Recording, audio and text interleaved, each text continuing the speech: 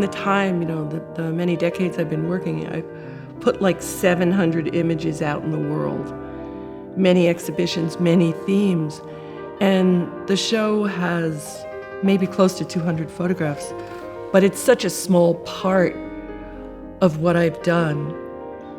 And now I'm sort of surprised to see that even with all the work that's missing, we've kind of woven together a story that's coherent.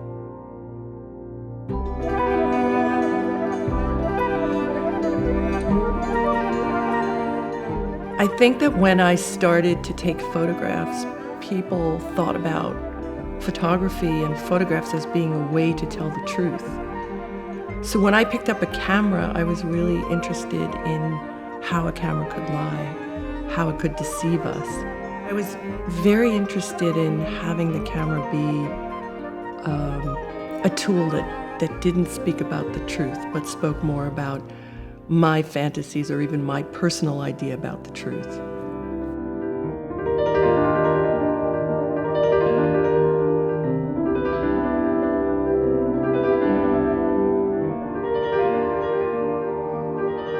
I would say that my overarching theme, which has been my theme for so many years, from the beginning until now, is women in interior space.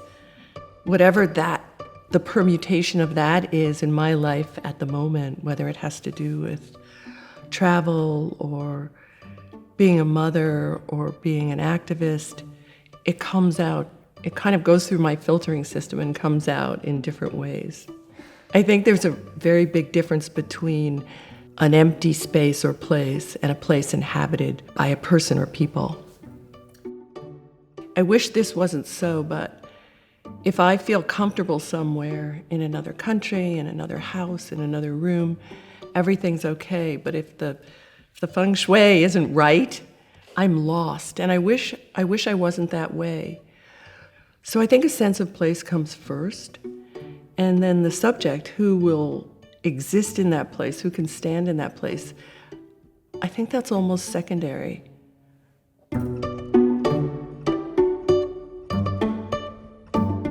Gender has been a theme in my work since the first photographs I ever took. And I think that has a lot to do with being the first post-feminist generation of photographers, meaning that there was a group of very strident feminist artists who came before me. So those topics were on my mind, but not as much feminism as the idea of gender and gender stereotypes. And I think that's because in my own upbringing, there was such a rigid divide between boys and girls, men and women, what they said, how they looked, what they wore, how and where they worked, what their jobs were. That's a cage that, because of the generation I'm in, I've been forced to rattle that cage my whole life. It's interesting. It's always interesting to look at my past work, and especially work over several decades, because I feel like a number of different artists made the work. And I know those artists really well. They're not me now.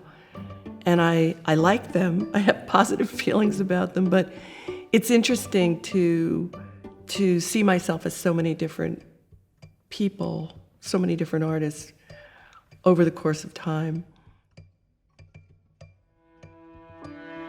I think the things that excite me in the show are things that I've never shown before, things that were more secret works, things that I thought would never see the light of day. This is a way of taking out these old friends and looking at them and checking them out and seeing if they're, up to any kind of standard.